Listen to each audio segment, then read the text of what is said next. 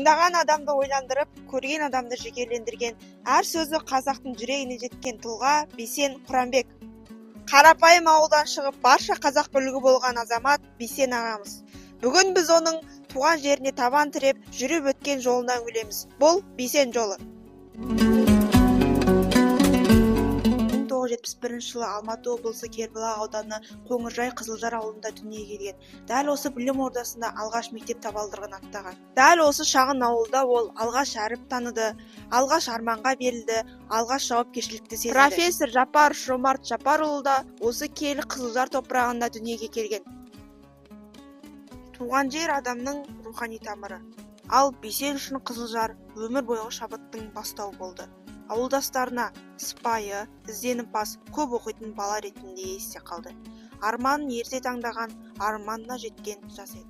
Айтуға оңай передачасынан ылғи да адамдарға көп көмектесіп жүргенін көріп жүргенбіз. Үлгі тұтқанбыз бала шағамызға. Өте керемет жан болған. Осы қарапайым ауылдағы басталған жол кейін күллі елге қызмет етуге ұласты.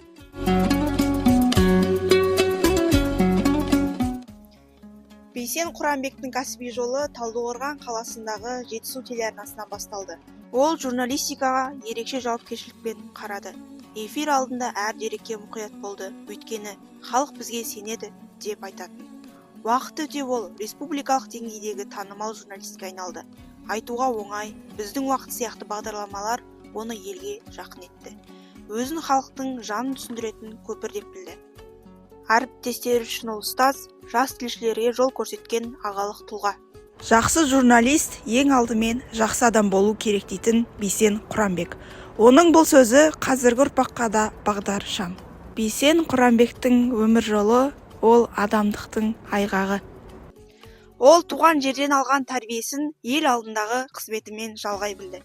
Біз оның туған ауылында болып, еңбек еткен ортасын көріп, бір нәрсені анық түсіндік. Журналист болу тек мамандық емес, бұл жүрек ісі. Шындық пен мейірім журналистің екі қанаты.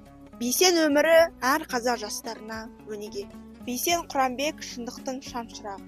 Оның туған жерден басталған адал жолы ел жүрегіне жол салды. Жолын жалғайтын жастар барда Бейсен рухы жасай береді. Бұл Бейсен жолы.